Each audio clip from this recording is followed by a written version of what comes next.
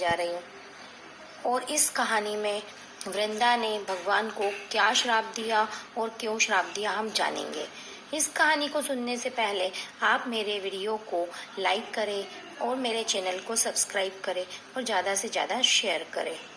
तुलसी पूर्व जन्म में एक लड़की थी जिसका नाम वृंदा था।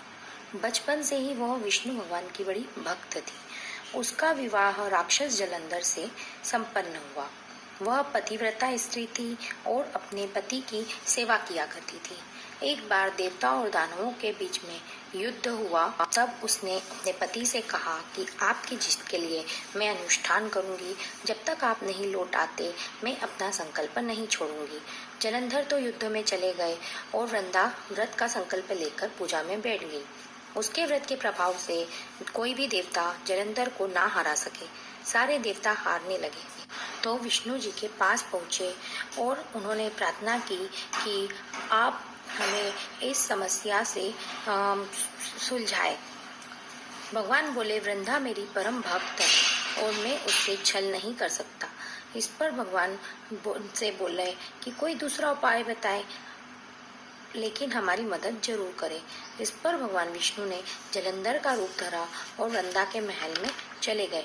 वृंदा ने जैसे ही अपने पति को देखा, उन्होंने उनके चरण छू लिए।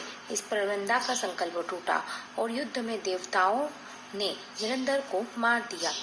और जलंधर का कटा हुआ सिर जब महल में आया तो वृंदा ने आश्चर्य से देखा और इस पर भगवान अपने रूप में आ गए, कुछ न बोले और वृंदा ने कुपित होकर भगवान विष्णु को श्राप दिया।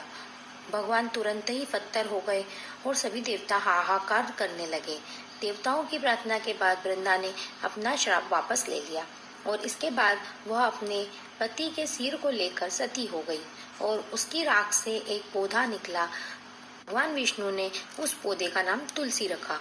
कहा कि मैं इस पत्थर रूप में ही रहूंगा और मेरा नाम शालिग्राम होगा। इतना ही नहीं, उन्होंने कहा कि किसी भी शुभ कार्य में बिना तुलसी के भोग से पहले मुझे कोई भोग स्वीकार नहीं होगा। तभी से तुलसी जी की पूजा होने लगी और देव उठवनी एकादशी के दिन इसे तुलसी विवाह के रूप में जाना जाता है।